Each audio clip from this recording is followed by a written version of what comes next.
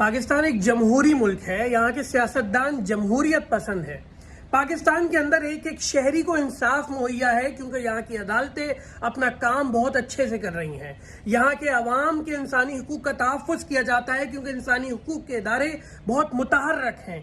यहाँ एक एक शहरी का तहफ़्फ़ुज़ भी ख्याल रखा जाता है क्योंकि कानून नाफिज करने वाले इदारे अपने दायरे के अंदर रहते हुए अपनी जिम्मेदारी बखूबी आजमा रहे हैं। इलेक्शन कमीशन ऑफ पाकिस्तान के बेहतरीन इदारों में से एक इदारा है जो 8 फरवरी को इंतखाबात कराने के लिए उसकी शफाफियत का बहुत ख्याल रख रहा है, बहुत ज़्यादा संजीदा है। अगर इन तमाम मेरी कही हुई बातों को एक 30 सेकंड के अंदर अगर आपने इनकी हकीकत जाननी है और इन दावों के पीछे छुपी असलियत क्या है ये जाननी है तो इस एक वाक़ये से समझ लीजिए कि कराची के 2 आज़ाद उम्मीदवार निसार पवर और मोहसिन पवर आज उन्हें अगवा हुए 9 दिन गुजर चुके हैं।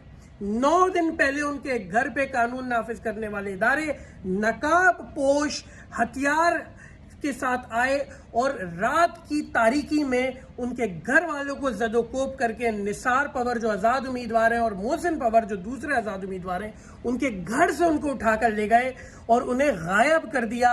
9 दिन गुजर जाने के बावजूद खानदान को नहीं मालूम कि हमारे प्यारे किधर हैं। इलेक्शन कमीशन खामोश, अदालतें खामोश, इदारे खामोश, सियासतदान खामोश, इंसानी हुकूक की तमाम तंजीमें खामोश। और ये है मेरा आपका प्यारा पाकिस्तान और ये है हकीकत साफ और शफाफ इंतखाबात की।